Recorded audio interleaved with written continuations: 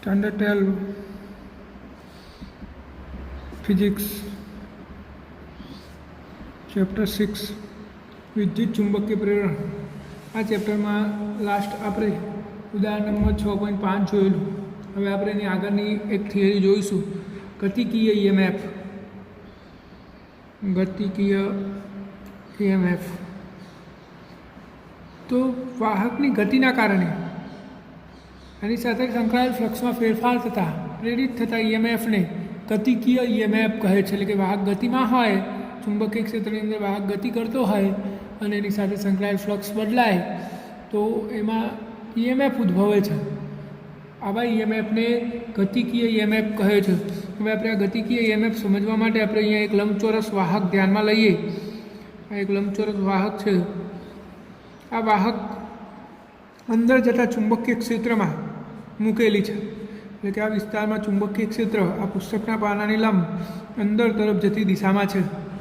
આવા અંદર તરફ જતી દિશાના ચુંબકીય ક્ષેત્રમાં આ લંબચોરસ વાહક લૂપ મૂકેલી છે। અહીંયા એક સળિયો આ લંબચોરસ લૂપ પર ઘર્ષણ રહિત સરકી શકે એવી રીતે ગોઠવેલો છે। આ પી, આ ક્યુ, આ આર અને આ એસ। આપણે આ નામ આપી દીધા। આ પી ક્યુ સળિયો આ બે આધાર પર ઘર્ષણ રહિત સરકી શકે એવી વ્યવસ્થા રાખેલી છે। અને અહીંયા ઘર્ષણ બળના કારણે એ થતી ઉર્જા આપણે અવગણીશું। એટલે કે ઘર્ષણ બળ લાગતું નથી એવું આપણે હાલ પૂરતું માની લઈશું। હવે આ સળિયાને વી જેટલા અચળ વેગથી આ બાજુ ડાબી તરફ ગતિ કરવામાં આવે છે તો થશે શું? તો આ વી જેટલા વેગથી ગતિ કરતો સળિયો અચળ વી જેટલા અચળ વેગથી આપણે એને ડાબી તરફ ગતિ કરાવીએ તો આ બંધ લૂપ PQRS બંધ લૂપનું ક્ષેત્રફળ ક્રમશઃ ઘટતું જશે અને ક્ષેત્રફળ ઘટે તો આ બંધ લૂપ સાથે સંકળાયેલું ફ્લક્સ બદલાય છે। પરિણામે આમાં પ્રેરિત EMF ઉદ્ભવે છે, જેને આપણે ગતિકીય EMF કહીશું। તો આપણે આ શોધીએ પહેલાં એટલું જોઈ લઈએ કે ભાઈ આ RS બરાબર આપણે L લઈ લઈએ અને આ RQ બરાબર X લઈ લઈએ। આટલી લંબાઈ આપણે X લઈ લઈએ અને આ L લઈ લઈએ। તો અહીંયા જુઓ આપણે ગતિકીય EMF સમજી રહ્યા છીએ। એટલે કે વાહક જ્યારે ગતિમાં હોય ત્યારે એની સાથે સંકળાયેલ ફ્લક્સમાં ફેરફાર થતાં એમાં પ્રેરિત EMF ઉદ્ભવે છે અને ગતિકીય EMF કહે છે। આ ગતિકીય EMF સમજવા માટે આપણે એક પુસ્તકના પાનાની લંબ અંદર તરફ જતા ચુંબકીય ક્ષેત્રમાં આપણે એક પુસ્તકના પાનામાં રહે એવું એક લંબચોરસ વાહક લૂપ મૂકેલી છે। આ લૂપમાં PQ તાર ઘર્ષણ રહિત સરકી શકે એવી રીતે આપણે એને ગોઠવેલો છે અને આ સળિયાને આપણે વી જેટલા અચળ વેગથી ડાબી તરફ ગતિ કરાવીએ છીએ। અહીંયા RS બરાબર L અને RQ બરાબર X આપણે માની લીધું છે। તો પ્રારંભમાં આ બંધ લૂપ સાથે સંકળાયેલું ફ્લક્સ કેટલું થશે? ફાઈ બરાબર B એ સૂત્ર છે આપણું। ચુંબકીય ક્ષેત્ર B અને A એટલે લંબાઈ ગુણ્યા પહોળાઈ। આ આપણે L લીધી છે અને આપણે X લીધી છે, તો LX આટલું ફ્લક્સ સંકળાશે આ લંબચોરસ લૂપ સાથે। હવે આ આપણે આને વી જેટલા અચળ વેગથી આમ ગતિ કરાવીશું તો ક્ષેત્ર આ એક્સના મૂલ્યમાં ઘટાડો થશે। આ સળિયો આમ આપણે ગતિ કરાવીશું તો એક્સના મૂલ્યમાં સતત ઘટાડો થતો જશે। એટલે કે આ ક્ષેત્રફળ સતત ઘટતું જાય છે। પરિણામે ફ્લક્સમાં ફેરફાર થાય છે તો EMF ઉદ્ભવે છે અને લેન્ઝના ફેરેડેના નિયમ પ્રમાણે એપ્સાઇલન બરાબર માઇનસ d∅/dt। આપણે ફાઈની કિંમત મૂકી દઈએ ELX તો માઇનસ જો બી અચળ છે, આપણે બી નહીં બદલતા, આ એની લંબાઈ જે છે એ નહીં બદલાતી, ખાલી એક્સ જ બદલાય છે એટલે એલ એ અચળ, તો dx/dt એટલે કે અંતરનું સમય સાપેક્ષ વિકલન એટલે વેગ, તો BLV આટલું પ્રેરિત EMF ઉદ્ભવે છે। આપણે એનું મૂલ્ય લખવું તો આ રીતે લખી શકીએ BLV। આ ઋણ નિશાની લેન્ઝના નિયમનું સૂચન કરે છે। તો અહીંયા વાહકની ગતિના કારણે કેટલું EMF ઉદ્ભવ્યું? BLV। એટલા માટે આને ગતિકીય EMF કહેવામાં આવે છે। તો ગતિકીય EMFનું સૂત્ર મેળવો એવો પ્રશ્ન પૂછાય તો તમારે આ પ્રશ્ન લખવાનો થાય પરીક્ષામાં। ખૂબ જ સરળ પ્રશ્ન છે। આપણે અહીંયા પહેલાં એવું કહી દઈશું કે ગતિકી EMF એટલે શું? તો વાહકની ગતિના કારણે એની સાથે સંકળાયેલ ફ્લક્સમાં ફેરફાર થતાં ઉદ્ભવતા EMFને ગતિકીય EMF કહે છે. સમજવા માટે આકૃતિમાં દર્શાવ્યા પ્રમાણે પુસ્તકના પાનાને લંબ અંદર તરફ જતા ચુંબકીય ક્ષેત્રમાં આ ચુંબકીય ક્ષેત્રને લંબ એક લંબચોરસ વાહક લૂપ મૂકેલી છે, જેમાં તાર PQ ઘર્ષણ રહિત ફરી શકે છે, એટલે કે ઘર્ષણ બળના કારણે ઉર્જાનો વ્યય અવગણેલ છે. અહીંયા RS બરાબર L અને RQ બરાબર X ધારેલ છે. હવે આ તારને V જેટલા અચળ વેગથી અંદર તરફ ગતિ કરવામાં આવે તો આ લૂપનું ક્ષેત્રફળ બદલાય છે. પરિણામે લૂપ સાથે સંકળાયેલું ફ્લક્સ બદલાતા EMF ઉદ્ભવે છે. તો શરૂઆતમાં PQRS સાથે સંકળાયેલું ફ્લક્સ phi બરાબર BA એની જગ્યાએ L × X. હવે વાહક તાર ગતિ કરતો હોવાથી ફ્લક્સ બદલાય છે, પરિણામે EMF ઉદ્ભવે છે. તો એપ્સિલોન બરાબર આપણે સૂત્ર મૂકી દઈએ તો BVL સૂત્રનો જવાબ આવ્યો. અહીંયા માઇનસ એ લેન્ઝના નિયમનું સૂચન કરે છે અને આ વાહકની ગતિના કારણે ઉદ્ભવ્યું, તેથી આને ગતિકીય EMF કહે છે. હવે આપણે આને બીજી રીતે પણ સમજી શકીએ છીએ. તો કઈ બીજી રીતે સમજી શકીએ છીએ? તો વાહકમાં આ તાર છે, PQ તાર છે આ રોય. તો આ PQ તાર જ્યારે આ ચુંબકીય ક્ષેત્રને લંબરૂપે ગતિ કરે ત્યારે આ વાહકની અંદર રહેલા ઇલેક્ટ્રોન્સ પર લોરેન્સ બળ લાગે છે, એટલે કે F બરાબર E કૌંસમાં Q ક્રોસ V જેટલું ચુંબકીય બળ લાગે છે. આ ચુંબકીય બળના કારણે આ ઇલેક્ટ્રોન્સ P થી Q તરફ ગતિ કરે છે અને P અને Q છેડા વચ્ચે પ્રેરિત EMF ઉદ્ભવે છે. તો પ્રેરિત EMF ઉદ્ભવવાનું કારણ શું? તો જ્યારે આ સળિયો ચુંબકીય ક્ષેત્રને લંબરૂપે ગતિ કરતો હોય ત્યારે સળિયામાં રહેલા વિદ્યુતભારો પણ ચુંબકીય ક્ષેત્રને લંબરૂપે ગતિ કરે છે અને ચુંબકીય ક્ષેત્રમાં રહેલા વિદ્યુતભારો પર લાગતું બળનું સૂત્ર તો શું? F બરાબર Q કૌંસમાં V ક્રોસ B. આટલા બળના કારણે વિદ્યુતભારો P થી Q તરફ ગતિ કરે છે અને બધા જ વિદ્યુતભારો પર કેટલું બળ લાગે છે? F બરાબર Q કૌંસમાં V ક્રોસ B જેટલું. આ બળના કારણે વિદ્યુતભારો ગતિ કરીને Q પર આવે તો આ બાજુ એનાથી ઋણ વિદ્યુતભાર ઉદ્ભવે, એટલે કે P અને Q વચ્ચે વિદ્યુત સ્થિતિમાનનો તફાવત ઉદ્ભવે છે, એટલે કે EMF ઉદ્ભવે છે. તો હવે વિદ્યુતભારને અહીંયાથી અહીંયા આપણે કેટલું L લીધું છે, તો કોઈ Q વિદ્યુતભારને L જેટલું અંતર કાપીને અહીંયા સુધી પહોંચતા થતું કાર્ય બરાબર શું થાય? બળ ગુણ્યા સ્થાનાંતર L જેટલું થયું છે. બળ કેટલું લાગે છે વિદ્યુતભાર પર? BVL જેટલું. તો BVL ગુણ્યા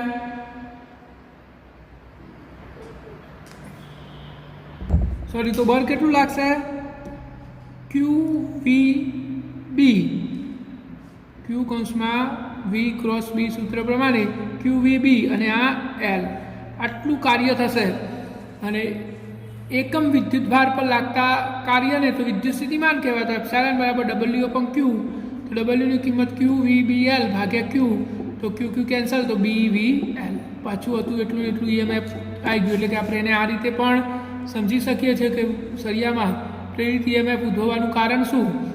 તો સળિયો જ્યારે ચુંબકીય ક્ષેત્રને લંબરૂપે ગતિ કરતો હોય ત્યારે સળિયાની અંદર રહેલા વિદ્યુતભાર પણ ચુંબકીય ક્ષેત્રમાં ગતિ કરે છે અને ગતિમાન વિદ્યુતભાર પર લાગતા બળનું સૂત્ર શું? F બરાબર Q કૌંસમાં V ક્રોસ B. એટલે કે આ બે લંબ છે એટલે QVB. આટલું બળ દરેક વિદ્યુતભાર પર લાગે છે. આ બળના કારણે વિદ્યુતભાર P થી Q તરફ ગતિ કરે છે અને P અને Q વચ્ચે પ્રેરિત EMF ઉદ્ભવે છે. તો આ વિદ્યુતભારને P થી Q સુધી લાવવા દરમિયાન થયેલું કાર્ય W બરાબર બળ ગુણ્યા સ્થાનાંતર. બળ કેટલો? QVB અને આ L. તો QVBL જેટલું કાર્ય થાય છે અને એકમ વિદ્યુતભાર દીઠ અથવા એકમ વિદ્યુતભાર પર થયેલા કાર્યને તો વિદ્યુત સ્થિતિમાન કહેવાય.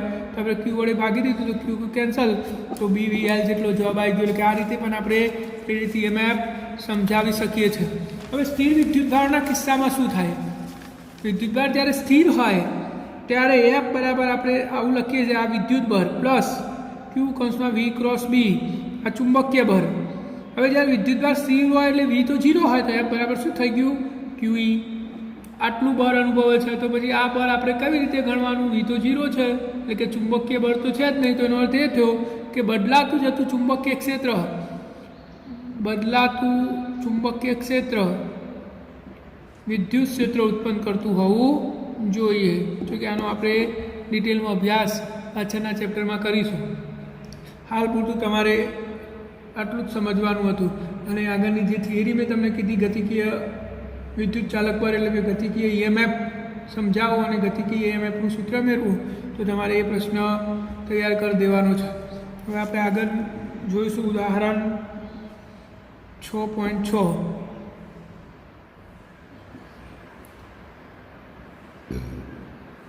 જેનો એક છેડો 1 મીટર ત્રિજ્યાના ગોળાકાર ધાતુની રિંગના કેન્દ્રમાં લટકાવેલ હોય અને બીજો છેડો પરિઘ પર હોય. આ એક રિંગ છે, એક છેડો કેન્દ્ર પર અને એક છેડો પરિઘ પર. આ રીતે આવો એક તાર છે.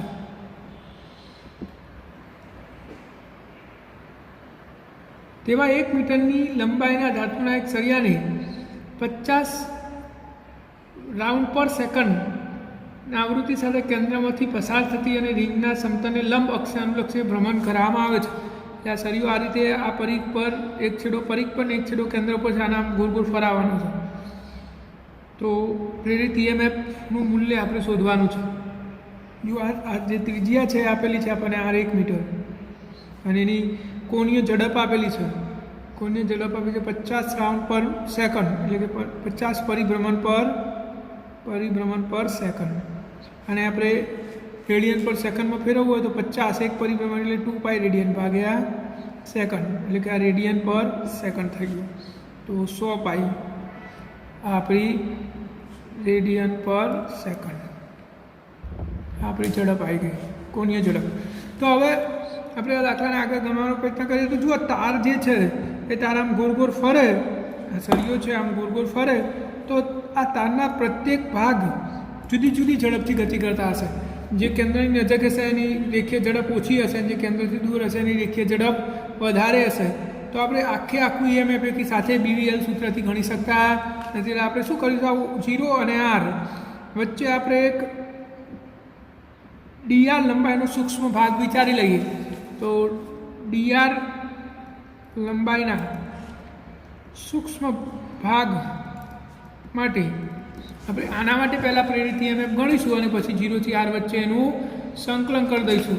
તો આ તાર ચુંબકીય ક્ષેત્રની લંબરૂપે ગતિ કરતો હોવાથી એની સાથે સંકળાયેલ ફ્લક્સ બદલાતા પ્રેરિત ઈએમએફ ઉદ્ભવે છે.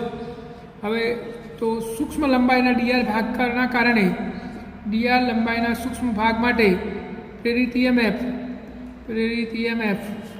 d એપ્સાઇલન બરાબર શું થશે? આપણું સૂત્ર શું પ્રેરિત ઈએમએફનું? તો BV અને એલની જગ્યાએ શું લીધું છે આપણે? dr. તો આટલું સૂક્ષ્મ ઈએમએફ ઉદ્ભવશે. તો હવે આખા તાર માટે ફ્લક્સ શોધવા માટે આપણે સંકલન કરવું પડે. સંકલનમાં d epsilon is equal to સંકલનમાં BV dr 0 થી કેપિટલ R સુધી. હવે આપણે આનું સંકલન કરી દઈએ. જો આ વિકલન સંકલન કેન્સલ તો કુલ ઈએમએફ બરાબર આપણે અહીંયા 0 થી R BVની જગ્યાએ R ઓમેગા dr. તો B અચર ઓમેગા અચર સંકલનમાં 0 થી R dr વધ્યું. આપણે Rનું સંકલન કરી દઈએ તો Rનું સંકલન થાય R²/2 0 થી R. તો B omega R²/2 -0 therefore epsilon બરાબર B ઓમેગા R²/2. આટલું પ્રેરિત ઈએમએફ તારના આ કેન્દ્રવાળા છેડાથી પરિઘવાળા છેડા વચ્ચે B ઓમેગા R²/2 જેટલું પ્રેરિત ઈએમએફ ઉદ્ભવે છે. તો આ દાખલો ખૂબ જ ઇઝી છે, ખાલી તમારે સમજવાનો છે. આપણે પહેલાં આવું એવું લખીશું કે સળિયો ચુંબકીય ક્ષેત્રને લંબરૂપે ગતિ કરતો હોવાથી એની સાથે સંકળાયેલ ફ્લક્સ બદલાતા એમાં પ્રેરિત ઈએમએફ ઉદ્ભવે છે. તો આ પ્રેરિત ઈએમએફ શોધવા માટે dr લંબાઈનો સૂક્ષ્મ ભાગ વિચારતા આ સૂક્ષ્મ ભાગની ગતિના કારણે ઉદ્ભવતું પ્રેરિત ઈએમએફ કેટલું થશે? d એપ્સાઇલન બરાબર BV dr. હવે કુલ ફ્લક્સ શોધવા કુલ ઈએમએફ શોધવા માટે 0 થી R વચ્ચે સંકલન લેતા અને આ રીતે આપણે આ દાખલો લખી શકીએ છીએ.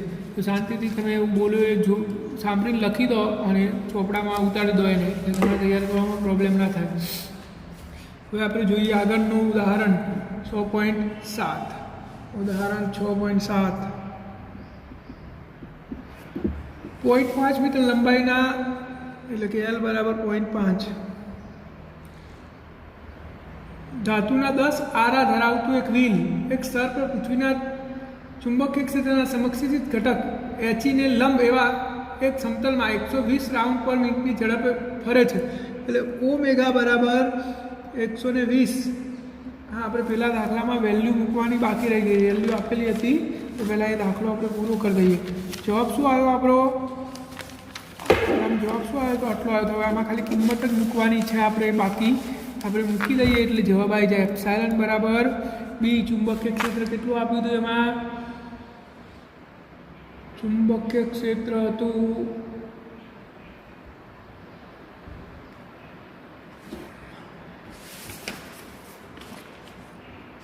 1. ઓમેગા તો ગણ્યું તો કેટલો હતો? ઓમેગા 100 પાઈ. ઓમેગા તો 100 પાઈ. અને આર 1 મીટર હતો એટલે 1 નો વર્ગ 1 ભાગ્યા 2 એટલે જવાબ થયો 50 પાઈ એટલે 157 વોલ્ટ. આટલું ઈએમએફ ઉદ્ભવ્યું. 50 ગુણ્યા 3.14 કરો કેટલા થાય? 50 ગુણ્યા 3.14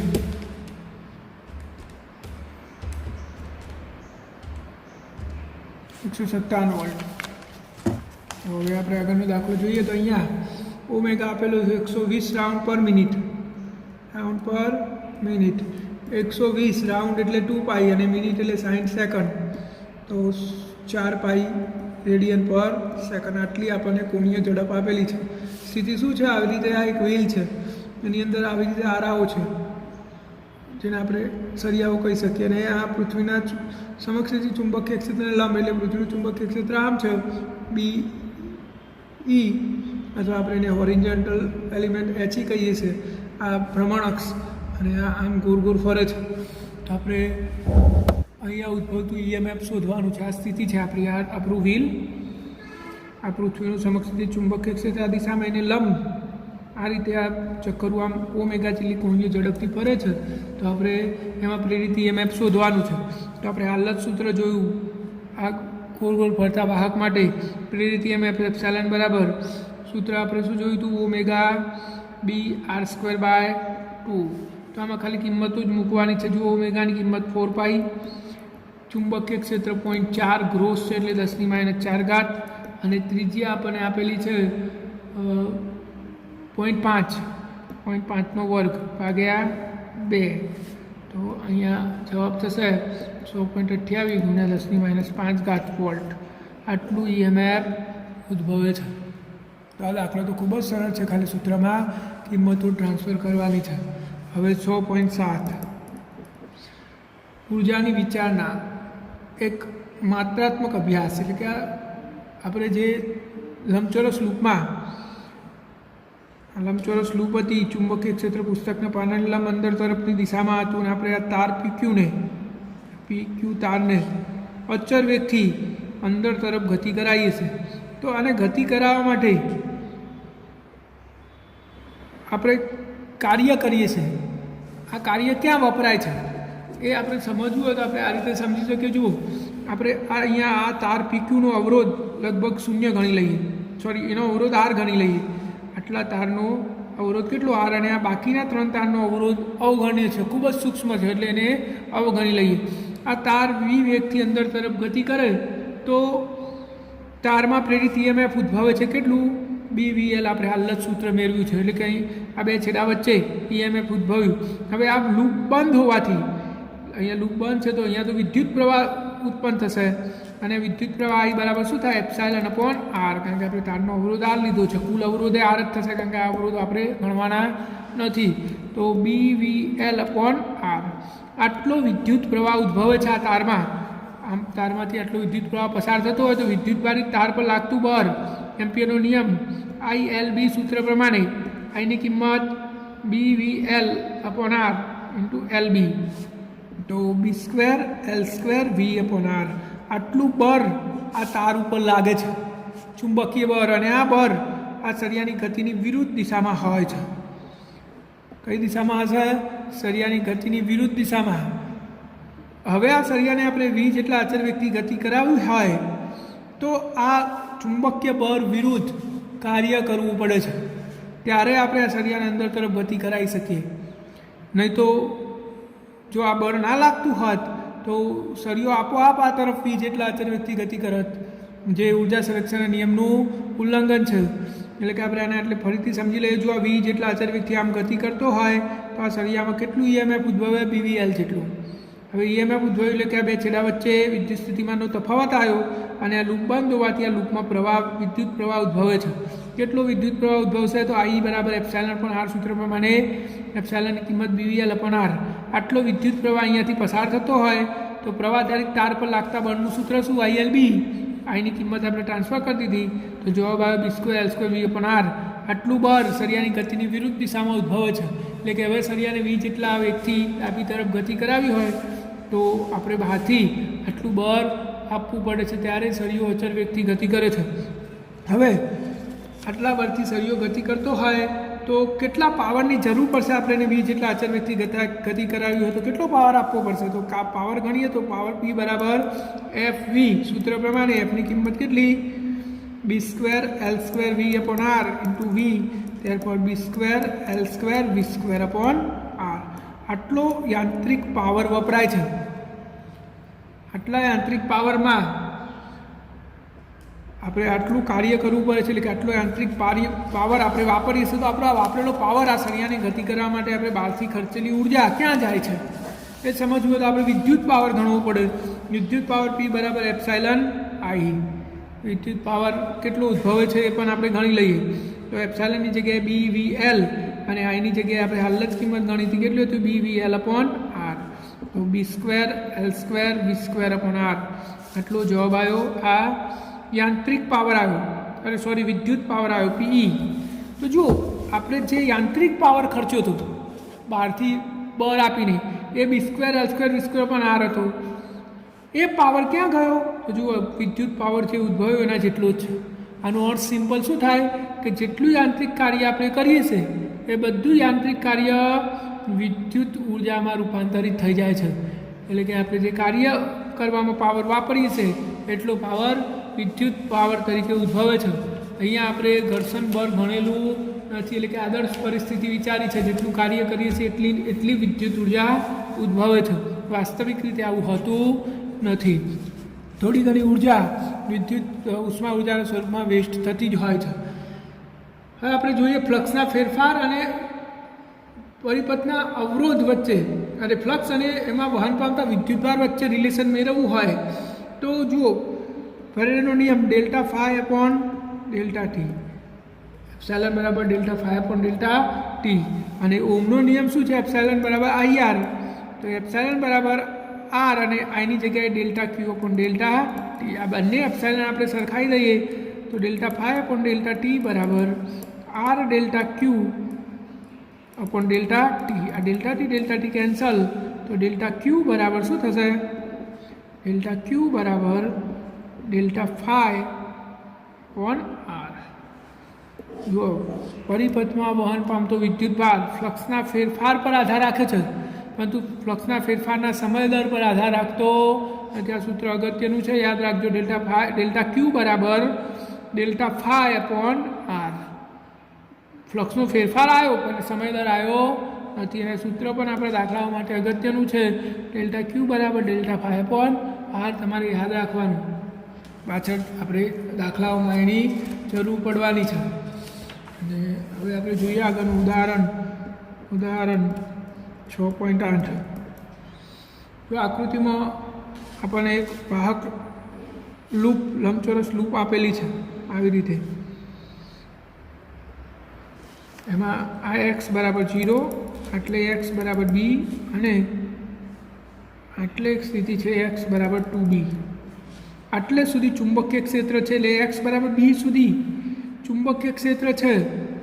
અને પછી x બરાબર 0 થી x બરાબર b સુધી ચુંબકીય ક્ષેત્ર છે અને x બરાબર b થી x બરાબર 2b વચ્ચે ચુંબકીય ક્ષેત્ર નથી. એટલે કે આટલી લંબાઈ b અને આટલી લંબાઈ b છે. આ એ b છે, પરંતુ 0 થી b સુધી ચુંબકીય ક્ષેત્ર છે અને b થી 2b સુધી નથી. તો આપણે આ કિસ્સાઓ માટે x બરાબર 0 થી x બરાબર 2b સુધી આ અહીંયાથી શરૂ કરીને આમ છેક 2b સુધી આપણે સરિયાને બહાર તરફ ખેંચીએ છીએ તો જરૂરી બળ જૂલ ઉષ્મા અને પાવરના સૂત્રો મેળવવાના છે. તો સૌથી પહેલાં આપણે x બરાબર 0 થી x બરાબર b સુધી તારને લઈ લઈએ. તાર અહીંયા હતો x બરાબર 0 આગળ એને આટલે સુધી લાવે એટલે કે x બરાબર b સુધી. તો એની સાથે સંકળાયેલું ફ્લક્સ શું થશે? phi બરાબર b v અને આ લંબાઈ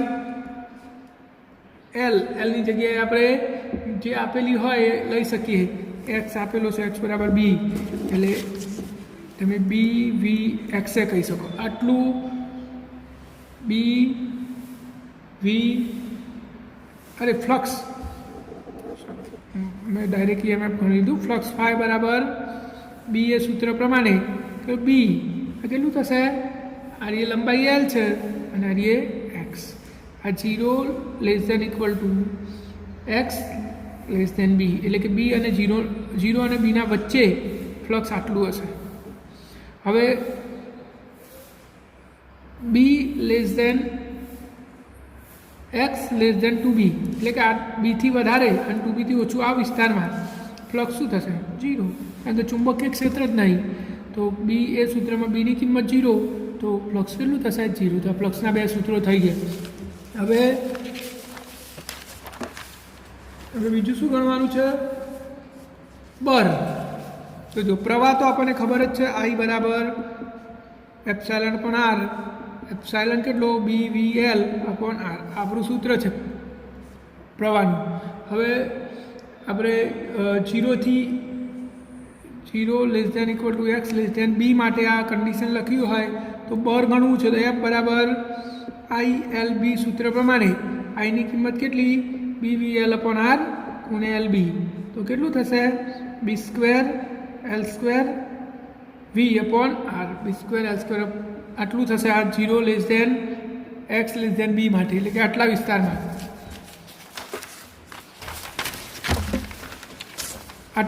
માટે. હવે આ વિસ્તારમાં શું થશે? તો બળ 0 થઈ જશે. સ્વાભાવિક છે. F બરાબર 0. કોના માટે? b less than x less than 2b માટે. જ્યાં ચુંબકીય ક્ષેત્ર જ નહીં તો બળ ક્યાંથી લાગવાનું છે? અને જૂલ ઉષ્મા તો જૂલ ઉષ્મા p બરાબર આપણે હાલ જ જોયું એપ્સાયલન I સૂત્ર હતું પાવ. તો જૂલ ઉષ્મા I સ્ક્વેર r સૂત્ર પ્રમાણે પણ આપણે ગણી શકીએ. I ની કિંમત શું? b square l square. આ સ્ક્વેર છે એટલે I ની કિંમત વર્ગ કરીને લખું છું b square l square v square upon r square ગુણ્યા r. એક r કેન્સલ તો b square l square v square upon r. આટલો પાવર ઉદ્ભવ છે 0 less than x less than b માટે અને b less than x less than 2b માટે 0. કાર્ય નહીં થતું તો પાવર પણ હોતો નથી. તો આના ગ્રાફ દોરવા હોય તો પણ આપણે દોરી શકીએ છીએ. તો કે આપણને એવું ગ્રાફ દોરવાનું કીધું છે ને રેખાંકિત કરવાનું કીધું છે તો આપણે ગ્રાફ પણ દર્શાવી દઈએ. તો જો અહીંયા આપણે પહેલાં એપ્સાયલન વિરુદ્ધ ગ્રાફ દોરીએ, વિરુદ્ધ અંતરનો આલેખ. તો ફ્લક્સ શું હશે? પહેલું ફ્લક્સ 0 હશે, પછી વધતું જશે, મહત્તમ થશે 0 થી b સુધી. પછી બહાર તો ચુંબકીય ક્ષેત્ર પૂરું થઈ ગયું. બીથી આગળ અહીંયા બાજુમાં હું દોરું પાછી આકૃતિ એટલે તમને વધારે આઈડિયા આવે. જો આ સળિયો છે, આ x બરાબર 0, આ x બરાબર b અને આ x બરાબર 2b. તો અહીંયા સળિયો હશે ત્યારે ફ્લક્સ શું? 0. હવે આમ જશે આટલા સુધી ચુંબકીય ક્ષેત્ર છે તો આમ જશે એમ ફ્લક્સ વધતું જશે એટલે આપણે ફ્લક્સ વધાર્યું. પછી શું થશે? b થી 2b સુધી તો ચુંબકીય ક્ષેત્ર જ નહીં તો ફ્લક્સ 0 થઈ ગયું. આ 0 થઈ ગયું એટલે કે ફ્લક્સ 0 કે ફ્લક્સમાં કોઈ ફેરફાર થતો નથી કારણ કે ચુંબકીય ક્ષેત્ર અચળ છે. પછી તમે પાછું એને આમ લાવશો ત્યારે શું થશે? ફ્લક્સ આટલે સુધી તો નહીં બદલાય પરંતુ પછી ઘટીને પાછું 0 થઈ જશે. તો આ ફ્લક્સ. હવે EMF, આ ફ્લક્સ વિરુદ્ધ આલેખ હતો. હવે EMF એપ્સાયલન વિરુદ્ધ અંતરનો આલેખ. તો એપ્સાયલન બરાબર તો માઇનસ d∅/dt, એટલે કે એપ્સાયલન બરાબર b માઇનસ BVL આટલું હોય તો શરૂઆતમાં મહત્તમ EMF હશે, જ્યારે ફ્લક્સમાં ફેરફાર બંધ થઈ જશે ત્યારે EMF એ 0 અને પછી પાછું ધન થઈ જશે. તો આ EMF એવી રીતે આપણે બળ પણ ગણવું હોય તો ગણી શકીએ. તો પહેલાં ઋણ, પછી 0, પછી તમે આપણે હાલ કિંમતો શોધી જ છે. એવી જ રીતે છેલ્લે પાવર એ સેમ જ થાય, પણ પાવર ધન હોય, પહેલાં પાવર ઋણ હોય જ નહીં તો બંને બાજુ. તો આ બધાના આ લેક્ચરમાં કંઈ બહુ ડિટેલમાં તમને ઉતારવાની જરૂર નથી, તમે સમજી શકો છો. સિમ્પલ ગ્રાફ છે, જુઓ, પેલું આ ફ્લક્સ માટે, આ EMF માટે, આ બળ માટે અને આ પાવર માટે.